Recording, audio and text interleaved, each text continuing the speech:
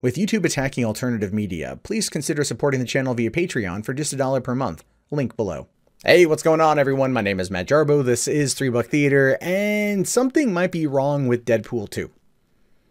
And if these reports are any indication, maybe. Maybe there is something rotten in Denmark when it comes to the next adventure of the Merc with a Mouth. And I hope not, but all signs are kind of pointing to, oh crap, oh crap. Oh crap. So what we know is a couple days ago, Jeremy Conrad, otherwise known as Manabite, is a pretty connected film source on Twitter. Decent dude, we talk occasionally. He tweeted out that there was in fact a Deadpool 2 screening at Fox, and it didn't go over too well.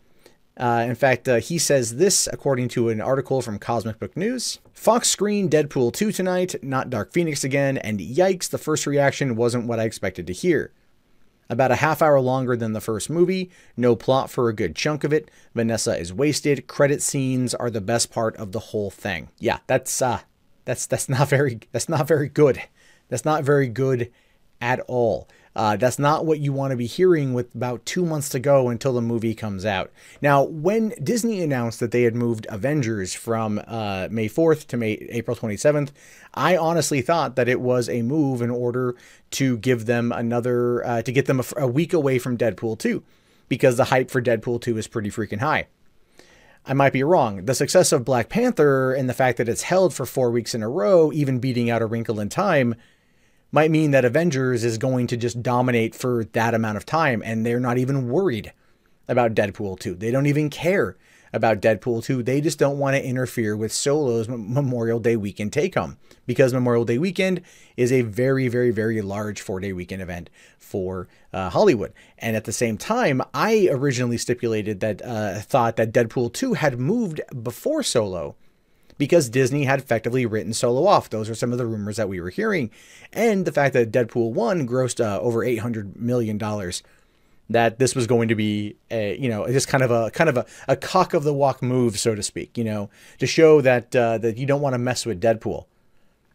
Could be wrong. And Fox may know it, because Fox also reached out to Jeremy himself and sent a cease and desist letter. On his blog, he posted about it here by titling it, "Fox is threatening to sue me over a Deadpool 2 test screening I never attended." Yeah, Fox sent him a cease and desist, basically saying like, hey there, buddy, when you attended one of our screenings, you promised not to talk about it. And he's like, ha ha ha, joke's on you. I never actually went. I'm being a journalist. I'm not the one who violated an NDA. Someone there did. And that's a problem. But Fox, as you can tell, is they're trying to control it. I get it. And so far, the news hasn't necessarily broken wide, but I think it might. And that's not what they want coming into just, what, 9 weeks away from the movie coming out. But then we get an interview with Josh Brolin here, where he basically says that Deadpool 2 will be fun, funny, and fresh. Now, I don't know about you, but when an actor comes out for a sequel and is like, the first movie was pretty good, but this next one's going to be fun and funny and fresh, I'm just going like, no, I don't want that. I don't want that at all. The reason why I don't want that, essentially, is because, well, quite frankly, if I'm eating orange sherbet and I want more orange sherbet, I'm not going to want peppermint. Weird analogy, I admit, but I think you guys get what I'm trying to say here. You don't want that. That's essentially what's going to happen with this whole thing. So, we have a difference in director, right? Tim Miller left due to creative differences. David Leitch came in, and he did, John Wick, Atomic Blonde. Both are good movies. Both are darkly comedic at times, and this movie does look like it's going to be darkly comedic based upon the couple teasers that we've seen, and that's fine. That's all well and good. But if there's not a lot of plot and not enough to keep it moving forward, and it's not going to have the same kind of underdog, heartfelt story that the first movie had, that could be a problem. And I do feel that a fair amount of that has to do with Tim Miller's influence.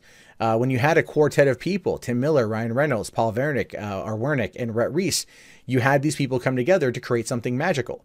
And when that group is broken and one of those people are gone, you're going to feel the tonal difference. And when it's the director who did a lot of the visual effects work on Deadpool 1 through his company For Free, worked tirelessly to get the movie out there, it was his first feature film, you want that there. And I understand why he left, and I get that, but ultimately he might be having the last laugh, because even though I'm not entirely against there being reshoots of a movie, I understand it. Some things may not work. They want to make sure that they're able to get it right for when it comes out.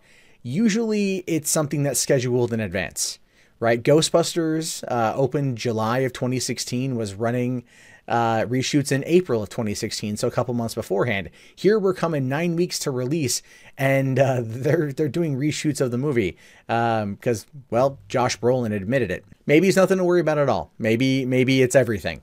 We don't know, and I'm not trying to cause chaos or panic or whatever amongst the fans, but you know, movies aren't made in a vacuum. And if you think that, then you don't know Hollywood. And I do believe I know Hollywood pretty well. And one of the reasons why I'm a little bit concerned is because we are 9 weeks away from the film's release, and we have not had a full trailer, a full story trailer. We've gotten the teaser, the Bob Ross teaser, which is pretty good. We got the other one with Cable's arm and them playing like in a little toy set. Like, I get that, and those were funny. Those were meta. Those were cute. But I think that we want something very similar to the Red Band trailer that they showed us from Comic-Con in 2015, right? We want that kind of upbeat, up-tempo, gonna give it to you trailer to get everyone locked and loaded for this movie, because I don't want it to suck. And it might. And that is not good. Because if Deadpool tanks, and I'm being realistic here, if Deadpool tanks, you can expect when the Disney Fox buyout happens that Deadpool will go PG-13. Because there's reports right now coming out that Fox has already slimmed it down to a PG-13 version in order to get it into China, because the last movie was banned in China. So who knows what's going to happen with it? All I can hope for now is that it's good. We'll just have to wait and see. But what do you think? I want to know. Be sure to let me know in the comments. My name is, of course, Matt Jarbo. This has been 3 Buck Theater. If you haven't already, thumbs up the video, subscribe to the channel, check back often for more content from me. In fact, if you want to see more, you can do so right now.